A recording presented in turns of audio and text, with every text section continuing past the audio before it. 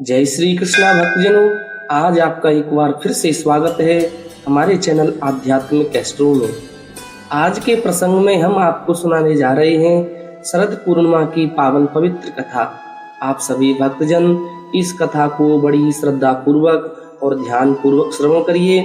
उससे पहले जो भक्तजन हमारे इस चैनल पर नए हैं, कृपा करके हमारे इस चैनल को जरूर सब्सक्राइब करें और बेल आइकन दबाना बिल्कुल ना भूलें। बोली जय श्री कृष्णा, जय श्री राधे। आश्विन माह की शुक्ल पक्ष की पूर्णिमा को शरद पूर्णिमा कहते हैं। इसे रास पूर्णिमा भी कहा जाता है। ज्योतिष की मान्यता है कि संपूर्ण वर्ष में आश्विन माह की पूर्णिमा का चंद्रमा ही 16 कलाओं का होता है। कहते हैं कि इस दिन चंद्रमा अमृत की वर्षा करता है। इस दिन भगवान श्री कृष्ण को कार्तिक स्नान करते समय स्वयं को पति रूप में प्राप्त करने की कामना से देवी पूजा करने वाली कुमारियों को चीर हरण के अवसर पर दिए वरदान की याद आई थी और उन्होंने मुरली वादन करके यमुना के तट पर गोपियों के साथ में रास विहार किया था। शरद पूर्णिमा के दिन संध्या को खीर पूरी बनाकर भगवान को भोग लगाएं। भोग लगा करके खीर को छत पर रख दें और रात को भगवान का भजन करें। चांद की रोशनी में सुई धागा अवश्य पूरना चाहिए तथा अगले दिन खीर का प्रसाद सबको वितरण करना चाहिए। इस दिन प्रातःकाल आराध्य देव को सुंदर वस्त्राभूषणों से सुशोभित करें तथा आसन पर विराजमान करके गंध, अक्षत, पुष्प, धूप, दीप, नैवेद्य, तांबुल, सुपारी, दक्षिणा आदि से अपने आराध्य देव की पूजा करें। शरद पूर्णिमा के व्रत को धारण करने वाले साधक को इसकी कथा अवश्य सुननी चाहिए। कथा सुनते समय एक लोटे में जल, एक दोने में रोली तथा चावल रखें।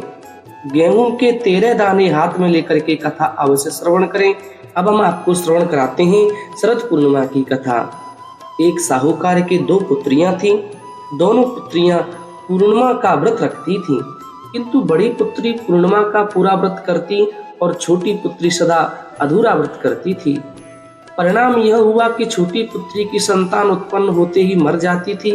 उसने पंडित जी से इसका कारण पूछा तो उन्होंने उसे बताया कि तुम पूर्णिमा का अधूरा व्रत करती हो, जिसके कारण तुम्हारी संतान उत्पन्न होते ही मर जाती है, अर्थात अकाल मृत्यु को प्राप्त होती है। पूर्णिमा का पूरा व्रत विधि पूर्वक करने से ही तुम्हारी संतान जीवित रह सकती है। तब उसने पंडित जी के कहे अनुसार पूर्णिमा का पूरा व्रत विधि पूर्वक संपन्न किया। कुछ समय पश्चात उसके लड़का हुआ, किंतु शीघ्र ही मर गया। उसने लड़के को पीठ पर लिटाकर ऊपर से कपड़ा ढक दिया, फिर बड़ी बहन को बुलाकर लाई और बैठने के लिए वही पीढ़ा दे दिया। बड़ी बहन जब पीढ़े पर बैठने लगी तो उसका घाघरा बच्चे को छू गया। बच्चा घाघरा छूते ही रोने लगा। यह देख क्रोधित होकर के बड़ी बहन बोली, तू मुझे कलंक लगाना चाहती थी, यदि मैं बैठ जाती तो तेरा यह लड़का मर जाता। तब छोटी बहन बोली, यह तो पहले ही मरा हुआ था, तेरे भाग्य से यह जीवित हो गया है। हम दोनों बहनें शरद पूर्णिमा का व्रत करती हैं। तू पूरा व्रत करती है और मैं अधूरा व्रत करती हूँ, जिसके दोष से मेरी संतान मर जाती थी, लेकिन तेरे पुण्य से ही यह बालक जीवित हुआ है।